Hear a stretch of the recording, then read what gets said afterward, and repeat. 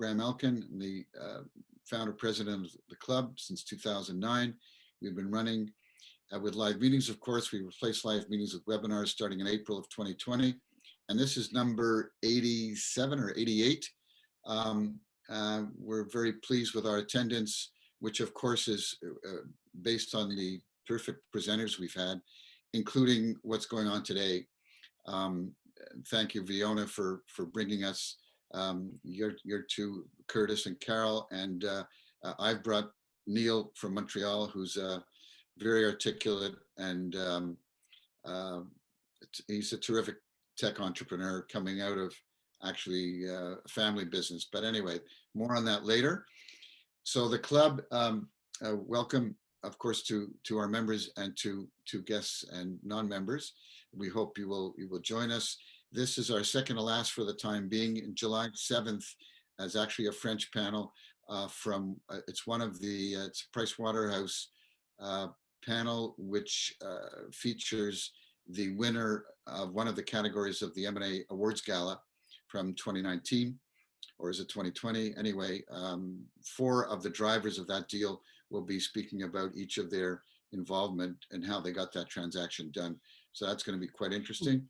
And then we jump to the middle of August, where we have several others. Excuse me, I forgot June 29th, which is next week. We have a particularly interesting panel of 5 really senior people in the investment and M&A world. 2 of them are from Hong Kong. One of them is from France, and they're going to be speaking about Canadian opportunities for business and investment in Asia. But it's at 7 p.m. next Wednesday, next June 29th, because of course, with Hong Kong time, it becomes 7 a.m. for them the next day, the 30th. Wow. Anyway, so that's what's going on. We'll be opening up a New York City club this fall as soon as regulations permit, probably in October. We're working on that now. If you have any contacts, anyone in New York City, please send them along and we'll add them to our database. We're entertaining now nominations for our M&A Awards Gala in November in Montreal. One of the conditions is that at least one of the parties to the deal, whether it's financing or M&A, has to be based in Quebec. So it could be in Alberta or Kitchener-Waterloo deal, which was a buy or sell or whatever in Quebec. And that's, of course, qualified. Great. Thanks, everyone. And it's great to see some familiar faces. And as Bram was noted, hopefully we get up to soon to get back to our in-person meetings. Today, I have the honor and privilege of presenting our panelists today. I'll start with Carole Leaman. Carole is the founder of Axonify, which specializes in training software for frontline workers, which is used by more than 225 companies around the world. Carole's an award-winning thought leader with an impressive track record of successfully leading tech companies. Not only is she a disruptor in the corporate learning space, but she's also the brains behind Axonify's solution. Prior to Axonify, Carole was the CEO of PostRank, a social engagement analytics platform she sold to Google.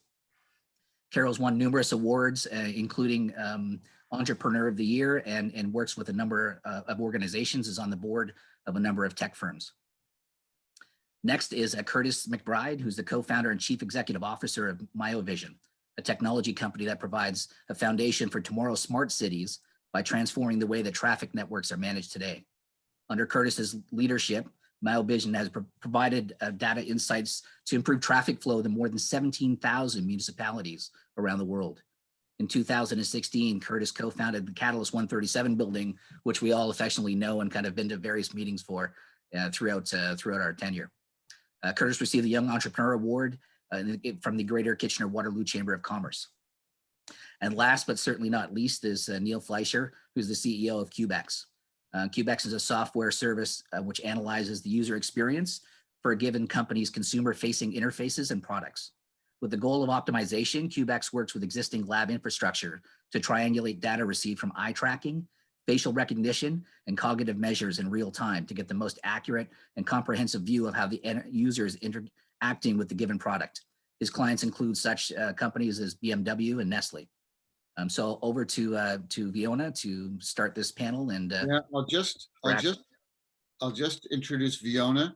which before we start, so Fiona is in charge of the tech practice for Gowlings, which is actually Canada's largest law firm by number of lawyers, I believe. Fiona has a long experience. She's a partner. She is along with Bertram and Kevin, the co-presidents of the Kitchener-Waterloo chapter. So, as I say, when you know one salient fact about someone, you don't have to know a lot more. So we're very privileged to have Fiona on our team, and Fiona introducing today, who's of course, so well connected, really not only in Kitchener-Waterloo, but across Canada as tech practice leader. So over to you, Fiona, and thank you for doing this. Excellent. Thank you, everybody.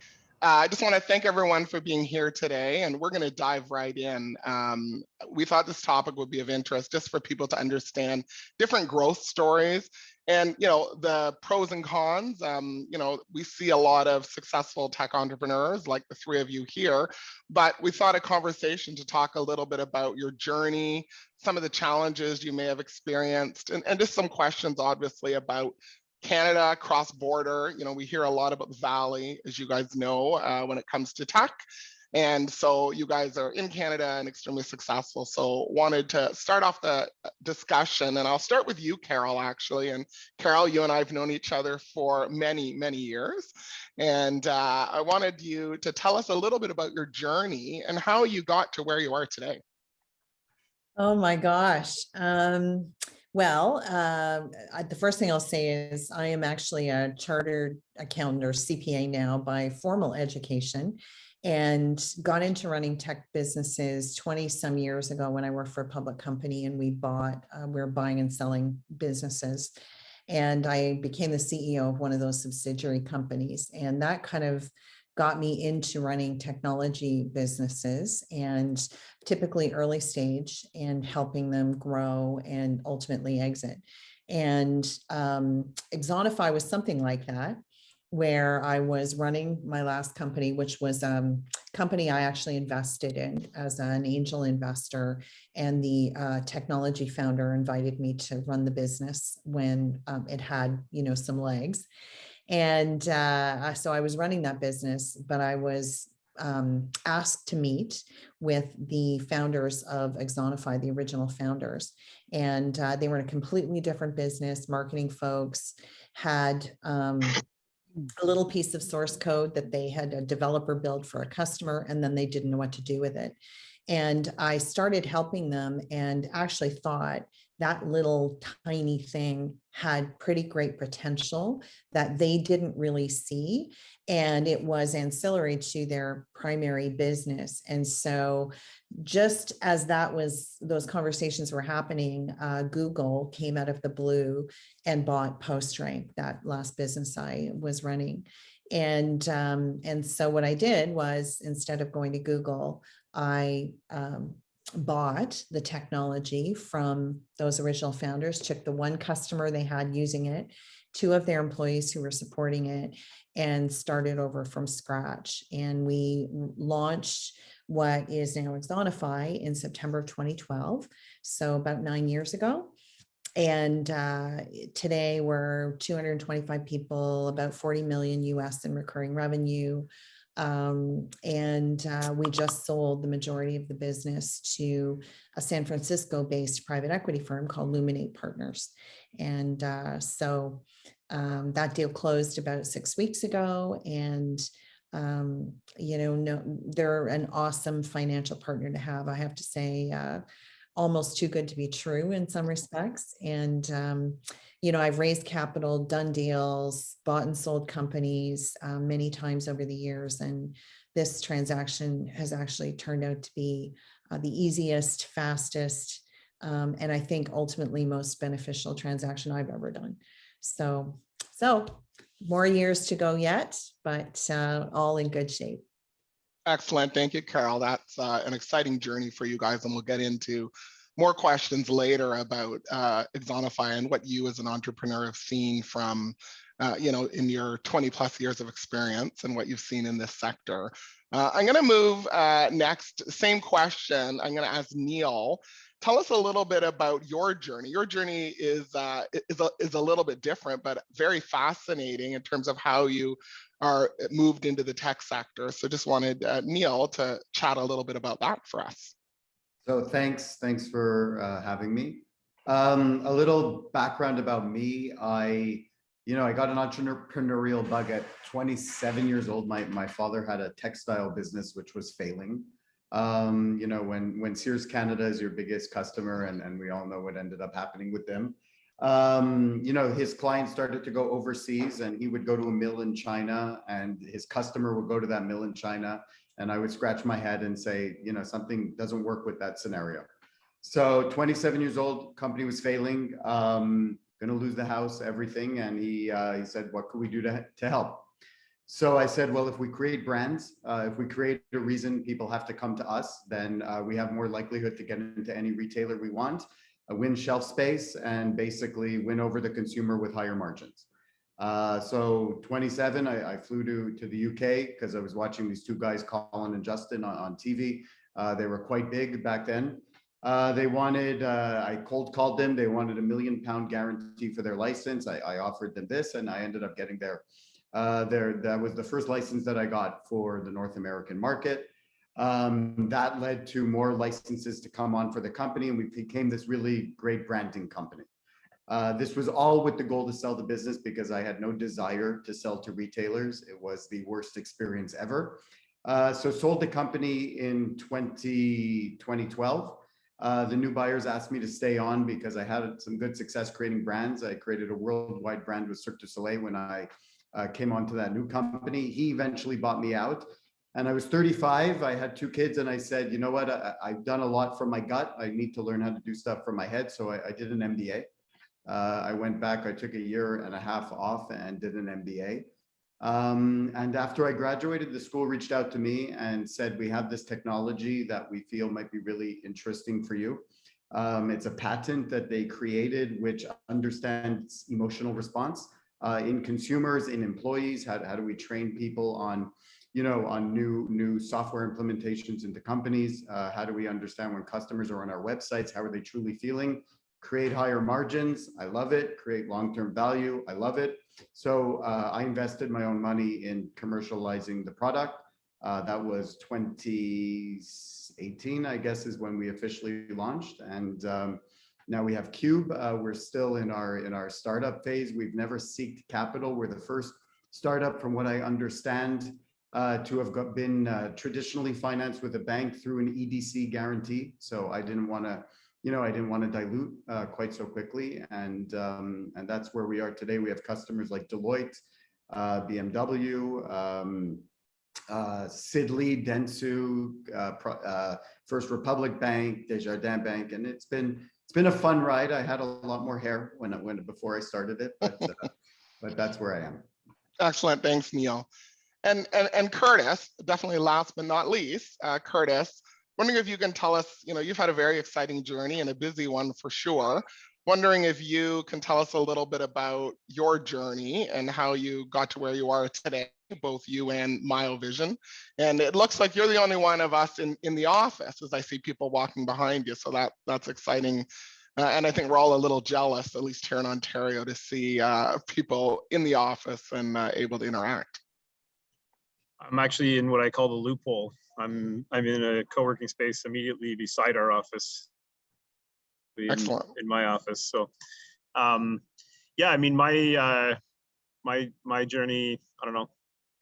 Carole started off by saying she was a chartered accountant by background. I guess I'm a recovering engineer by background. Is kind of where I got my start. We started up in the Accelerator Center locally when that was sort of just getting started. We were part of the first cohort that went through there. And yeah, I guess I've never exited a business. I've raised a lot of capital. We closed just before COVID. Closed $120 million financing with TELUS Ventures to try to drive Miovision into being sort of the platform of the smart city, to use some buzzwords to speed us along. But we've been at this about 15 years with Miovision, probably 13 years as a product company, and probably 7 or 8 years with the current sort of IoT focus that we have today. We saw, my last co-op job, I saw an industry that hadn't really gone through the internet revolution. It was a lot of like analog, a lot of manual work, a lot of spreadsheets and reports, and then you drive home from your job and you see how traffic's terrible as a result of that. And so got the idea that hey, you could probably apply modern day technologies and business models to make a difference in the world of traffic, and that sort of sent us on this decade plus long journey to try to do that. And I think for a long time I think the world wasn't quite ready for that, but I think they are, words like smart city, words like AI, IoT, like all these sort of buzzwords that denote sort of a certain readiness that we're in. And then COVID has it used to be that we'd pitch managing an intersection from your living room, and it didn't quite have the same resonance that it does now after people working from their living rooms for 2 years. So we're seeing a huge acceleration in demand coming out of the other side of the of COVID. And then I guess the other thing I'll share is people talk about serial entrepreneurs, and I have a lot of respect for serial entrepreneurs, and I've always aspired to be a serial entrepreneur. And then I realized that serial entrepreneurs meant you had to sell your business along the way. And so I just said, well, why don't I just be a parallel entrepreneur and see how that goes? And so I've had got to try my hand in a few different other ventures that I find in the Miovision context, like businesses have a certain rate of absorption. We're about 260 people now, but even with that many people, there's like a certain rate that they can absorb innovation and change, and so I can't turn off that part of me, but I have other outlets that I've created to absorb some of that energy, and I don't know. That's kind of how I express my entrepreneurial self. So I've been accused of being a hoarder of corporate entities as a result, but I have a lot of fun with it. So. Excellent. Thank you, all three of you, for just giving a little background to folks so they know a little bit about your journey. All of you, I mean, Kurtis, Carole, you guys, are in the Waterloo region, Neil, Montreal area. And so, I wanted to talk, I'll start with Neil on this one about, what's the market like currently for raising capital in the tech sector, and how have you seen that change? I know, Carole, you talked about, being at this for 20 years. And so I'm sure you've seen some market change, and we've all seen some pretty big changes over the last, 15 months, it might be now. I tend to lose track. But Neil, your company is at a different stage. You haven't had to raise money, as you indicated, and you haven't been, actively looking previously, but what's the market like in your mind for sort of raising capital right now? So anybody who we've spoken to, which we haven't gone out there fully and really tried to do that process, I'm surprised at how risk averse companies are, really. I built the business on a project-based model, which we've had to shift because of COVID. So project-based models, in terms of, from what I see in terms of tech, is just something that companies don't even want to touch. Unless you have an established MRR that they just know plugging in, $10 million, $50 million into the funnel will just increase value substantially. There's no appetite for anything short of that, from what I see on the limited discussions that we've had over here, which surprises me because I'm a company, we have receivables, we have a product that is in with a lot of big customers. In a worst case scenario, if we had to liquidate our company, our investors would get back their money. But we still see, just MRR, what are you doing on a monthly basis? Well, I did, 100,000 last month with this one big bank in the States, but our mistake was it's project-based and not monthly recurring. So we're switching to that model very aggressively, but that's what I see. Excellent, thanks. Kurtis, what are you, I guess, what have you seen in terms of ability to raise capital, and how has that changed over Miovision's life cycle? I think, sometimes it's better to be lucky than good, right? So, we closed our round January 13th, I went to the Grand Canyon with my brother, came out, read an article in the Flagstaff airport about this place called Wuhan, and 6 weeks later we were shutting the office down. So like, you know, we timed our raise, you know, raise when we did. So I actually haven't had an experience raising money in the sort of post-COVID environment. So I can't really speak to it, but what I can say is that I'm seeing in my market, I'm seeing sort of two things happening. I'm seeing smaller companies, like smaller technology companies, you know, maybe sub $1 million in revenue, that traditionally would have been ripe to get financed, that are struggling to get financed, and they're creating like really interesting arbitrage opportunities for us to kind of step in and pick them up and integrate them. And then I'm also seeing big incumbents who, you know, have more traditional like hardware-based business models, who are really struggling, like between you know, compression in the market and increasing cost of silicon and increasing cost of labor inputs. Like they're really struggling, and they're having a hard time bridging themselves. So I can probably I agree with Ian's comment about, like, you know, MRR financing. I mean, that even when we were raising a round, like that was certainly true, that those were the kinds of things that the majority, especially US investors, were drawn to. But yeah, I would say at least in the small part of the market and the incumbent part of the market where I've traditionally seen activity, I'm seeing indirectly, at least I'm seeing some distress out there. Thank you. And Carole, I don't know if you have anything to add to that. I mean, you know, I look at, you know, sort of your journey, and, you know, how, you know, and you know, even as a lawyer, I look at, you know, the different deals and, you know, where the importance is being put on certain things when you're doing either raising capital or completing M&A deals in the tech sector, and how that's changed. You know, even pre-COVID, how that's changed. You know, what observations have you sort of across your career seen, or challenges in terms of capital raising or, you know, completing M&A? So I would say that I agree with everything both Kurtis and Neil said.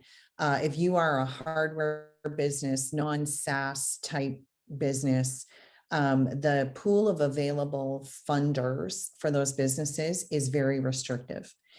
If you're a SaaS B2B business, so less so on the commercial consumer side, if you're a SaaS B2B business growing 30% plus CAGR, and, you know, the higher the better, so 40, 50 even, there is an unlimited pool of capital out there for you at what are right now the highest valuations I've ever seen in market. And everybody took a pause from about March to September last year from a financer point of view, an investor point of view, but it has come back with a vengeance. If you are SaaS B2B with the right SaaS metrics in terms of growth rate, profitability is somewhat a conversation, but not like cash flow positivity versus, you know, EBITDA even. But I can tell you, you know, just because we obviously track all of those metrics and we're in that sweet spot of SaaS B2B, literally have been carpet bombed for the last 3 years with people willing to throw big checks at us. And, you know, so if you're in that particular space, you can, and of course the vertical market space, or what you do as a business, also plays into it somewhat. But for those in SaaS B2B growing at the appropriate rates, there is an unlimited amount of money out there. And anybody else, and, you know, to Kurtis's point, I am seeing, particularly in our market segment, companies that, you know, got to $2 or $5 or $6 million in revenue and have struggled to get there. It's taken, you know, 6-7 years. A lot of those are in the market right now to be bought. And so we picked up a direct competitor a few months ago. I've got 3 confidential information memos on my desk right now that I'm looking at for additional acquisition. So those ones that haven't had the growth rates and have been around for a period of time also struggle somewhat, even if you're in the SaaS B2B space. So it's a bit of a, the answer is it depends. What I would say is this, because I, subscribe to PE Hub and all these, funding newsletters. Every week there's another fund raising $1 billion. And if you just happen to, have the right profile, there's lots of money to be had if you're in that profile. Excellent. Thank you. That's actually really helpful and good for companies to hear that, for some, there's a lot of money out there. And, some of the lessons as to how to get there or, to raise capital. Kurtis, I'm going to start with you. We constantly hear about tech companies and that they can't be successful in Canada, and that they have to move to the United States or move to the Valley, move most of their management or operations south of the border. And sitting, looking at, the 3 of you with successful entrepreneurs, being here in Canada still, just wanted to know, how did you combat that, or, how did that and, why the decision to remain in Canada? There's a lot in there. I actually, I don't know. There's 2 ways I think you could come at this. Like, certainly, like there is capital in Canada if you look for it, right? Like it might be, you might have to flip over more rocks to get there, but like there's a lot of family office money out there. There is institutional capital for the right deals. So we've always, like I would say almost universally, we've always raised money in Canada. The area that I think it actually holds us back is less to do with our capital markets and more to do with like federally the culture of how we think about growing companies, right? Like, and I don't want to get too in the weeds here on this stuff, but I think, in the US they measure winning based on winning, and in Canada we measure it based on sort of this feeling that we have that we're winning, and I think it creates like a fundamental disconnect between what actually it takes to build a business and then the policies and programs that we run to try to make it look like we're doing the right things. And like fundamentally it's not rocket science, right? Like $1 of revenue is worth 20x more to me than $1 of grant money, maybe 100x more to me than $1 of grant money. And as much as most countries out there would never admit that they do it because it might put them offside with World Trade Organization kind of rules, like the countries that are being intentional about growing their innovation economies have a tight link between regulatory standards, regulatory IP, and procurement, and they use like sort of very, very bespoke strategic approaches to, if you're trying to drive a smart city company to grow, you create policies and standardization and procurement programs that bias the growth of a market around a company that you think you can export, right? And then that's how you create growth and strengthen your domestic innovation economy. But for some reason in Canada, we focus a lot on the OpEx inputs as opposed to the revenue inputs, and I think it fundamentally spins the flywheel of growth in the wrong direction. And for me, like that's the thing. Like I get on any bullet pulpit that anyone will give me and talk about that, because I fundamentally believe that if we could start to spin that flywheel in the opposite direction and focus on top line inputs, I think it would I think we have some of the most amazing companies in the world in Canada. We just don't support them the way that we should.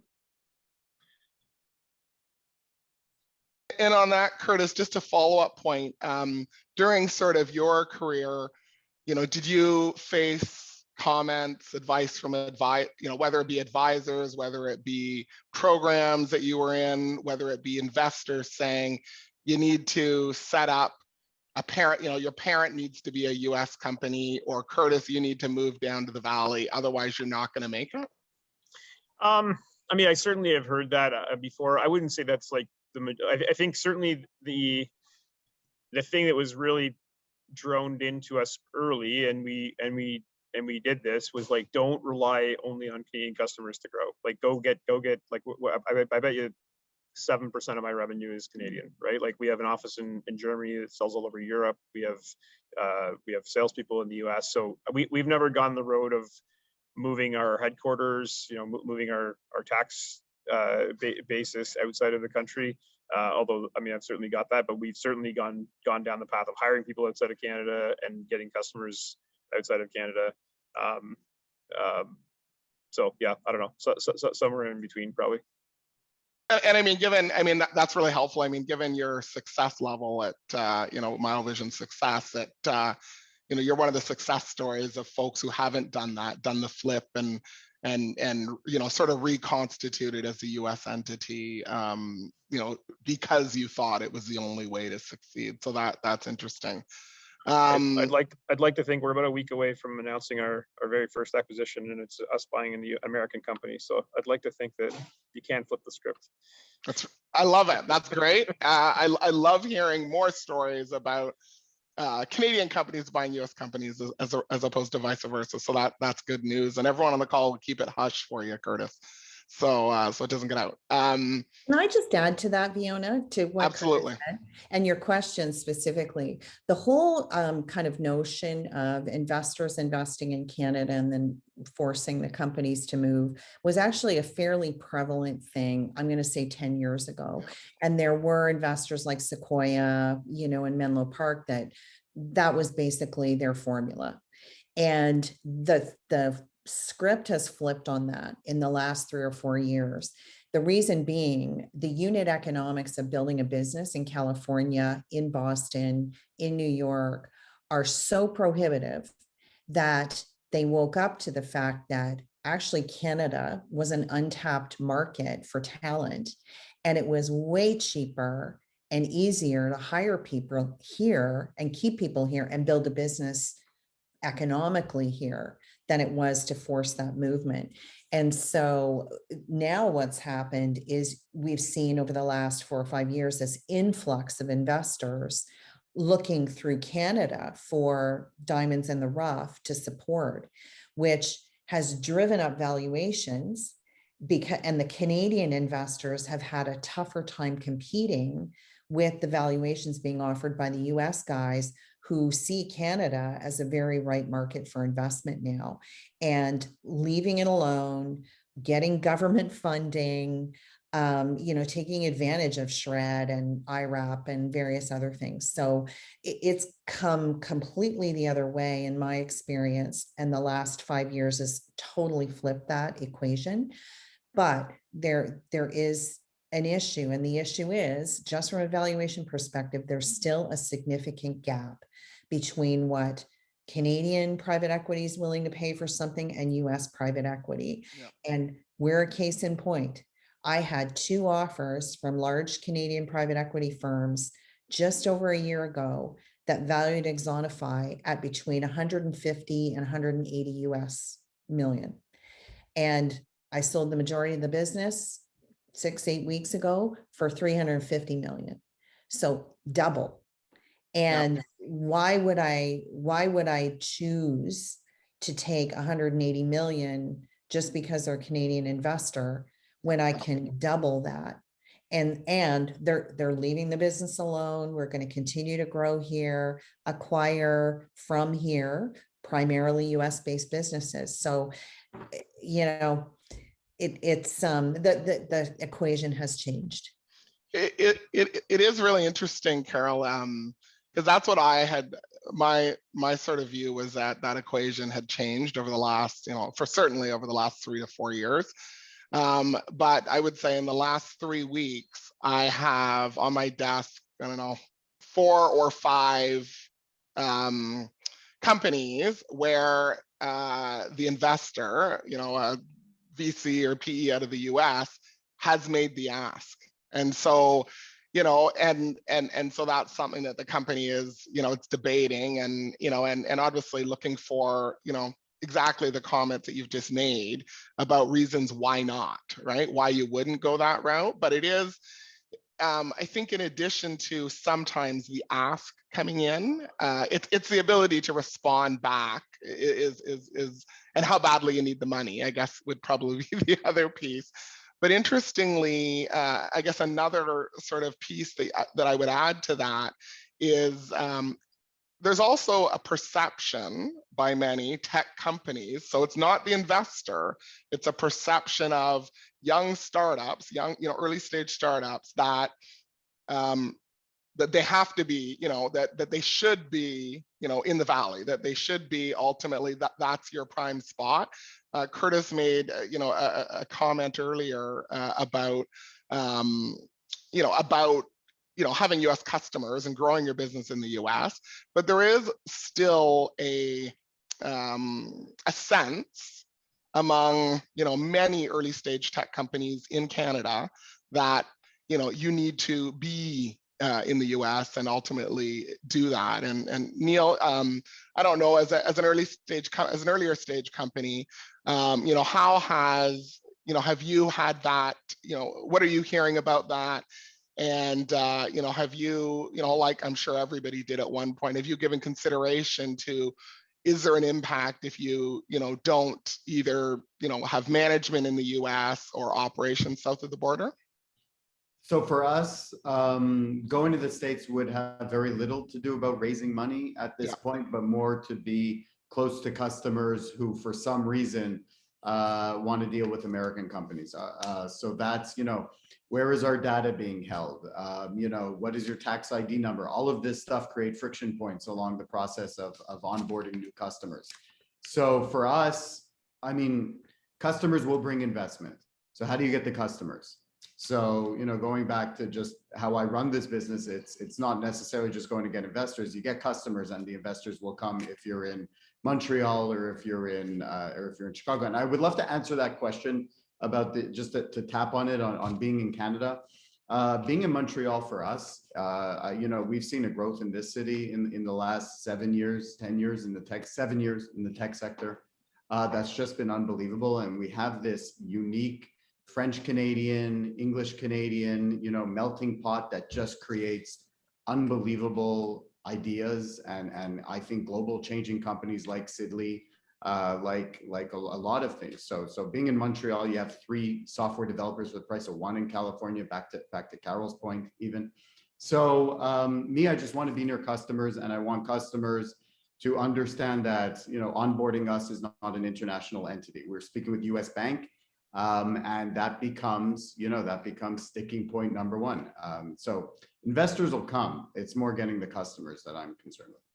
Excellent, thank you, Neil. We do have a question in the chat, and it's about whether it makes sense to register, a fintech company in Delaware for, easier investment from US investors, and while keeping, I think, operations in Canada, which is an untapped market. I don't know, Carole, did you want to? I saw you starting to type. I was think. starting to answer, type the answer. Yeah. Yeah.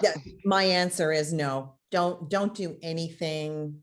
If an investor is interested in your business, and you're a Canadian registered or whatever provincially, incorporated business, it's not going to prevent anybody from investing. So, if they invest, and depending on how much they invest, the mechanism or the structure of how they do that may end up requiring you to set something up elsewhere, but highly unlikely. I would just say no, don't do anything ahead of it. That will all evolve as part of a deal. You should focus on, building a business they're interested in investing in. And if you get them excited enough, it's not going to matter. Excellent. Thank you. We constantly hear about, everyone here has success stories. Everyone here, the panelists are all very successful in terms of what you've done as entrepreneurs and your businesses and your life cycle.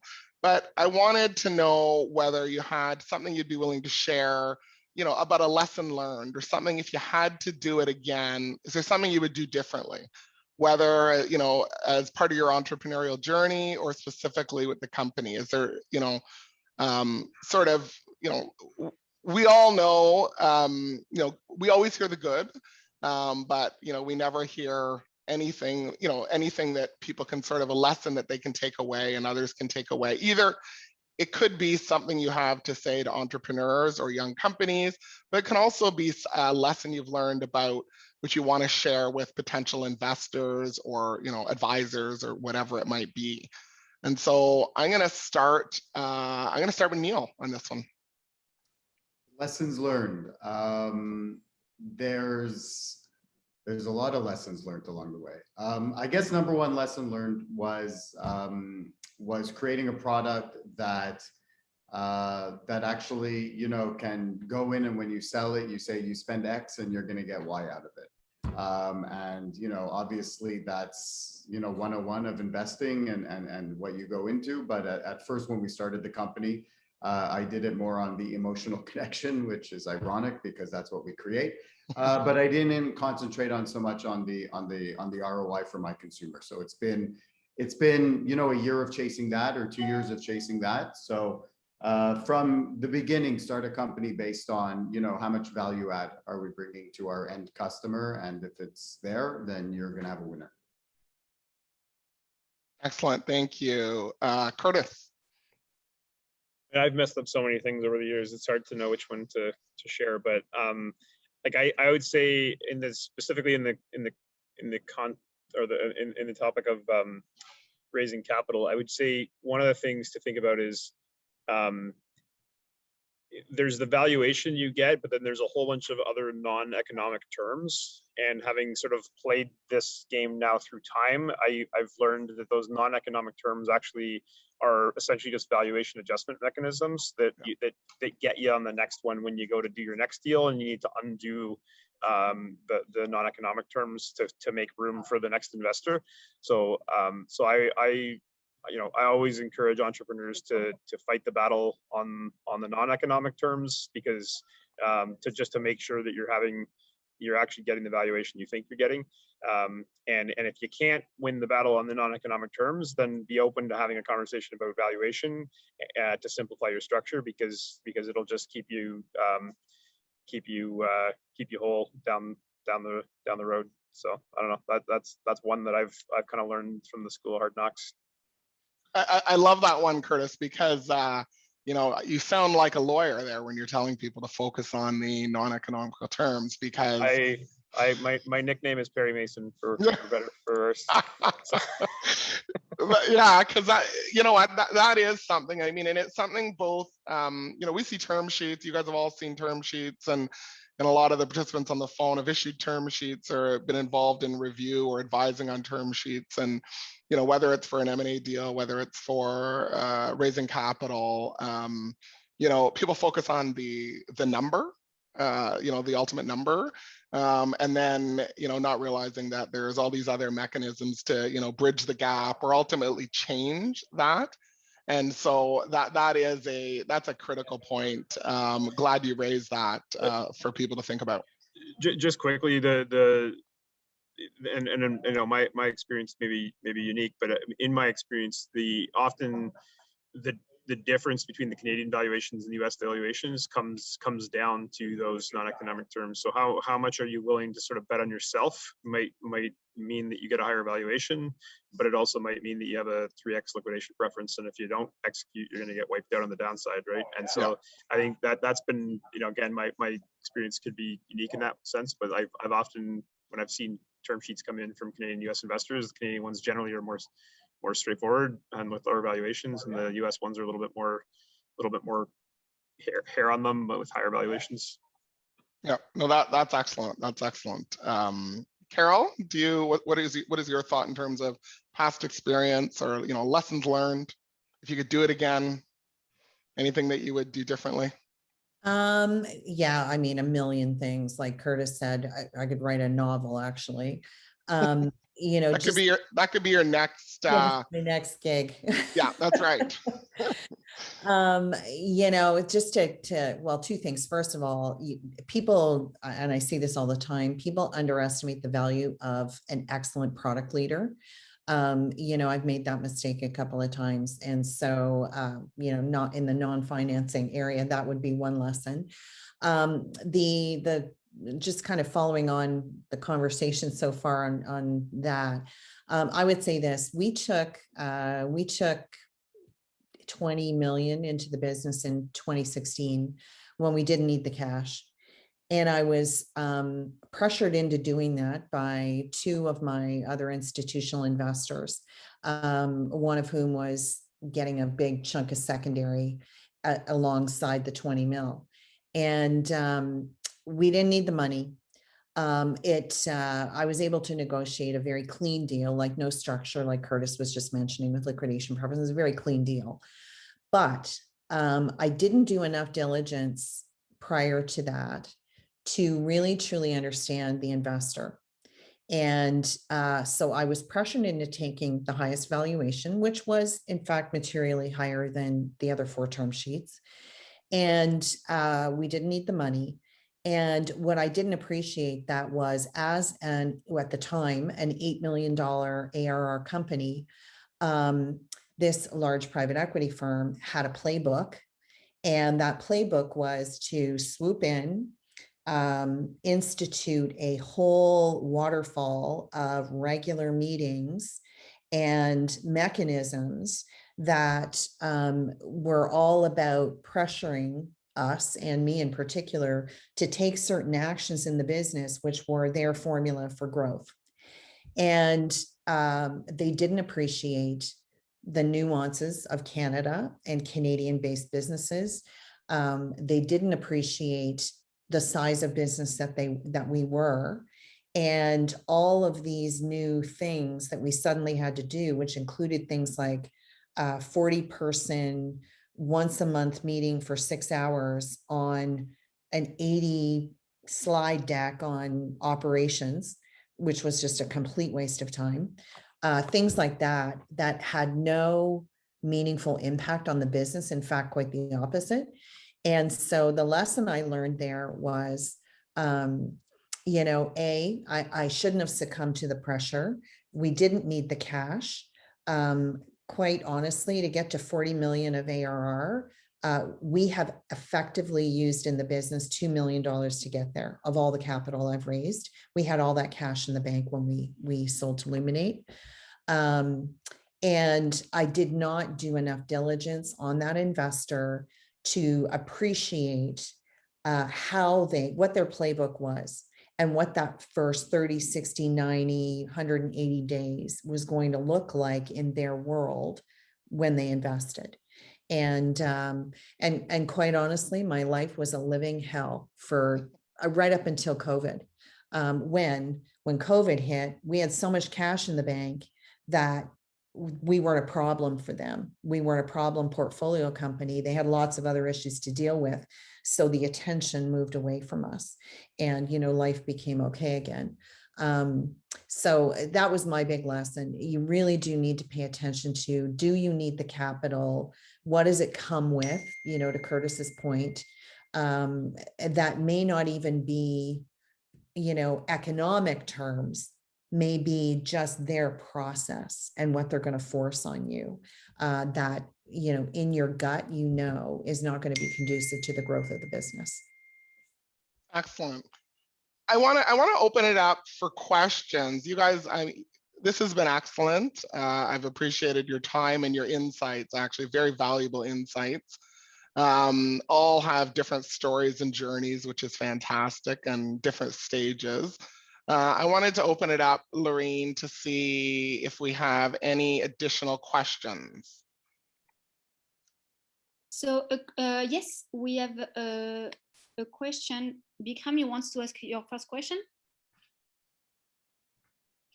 Kurtis, so I have a question for you. So you were talking about how in Canada, the Canadian policy focuses a lot on operation expenditure and not on revenue.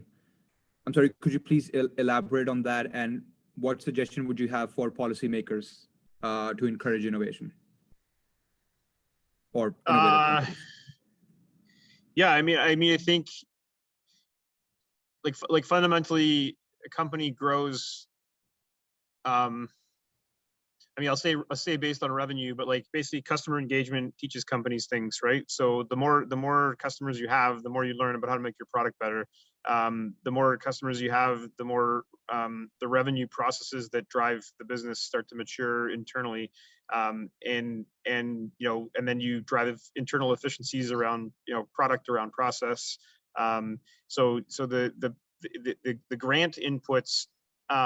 Like I always say, give my customers the grants. Like instead of giving me the grants, give my customers the grants, right? Because then I'll still get the same dollar, but it's going to flow in a way that actually like creates value as opposed to just offsets my costs.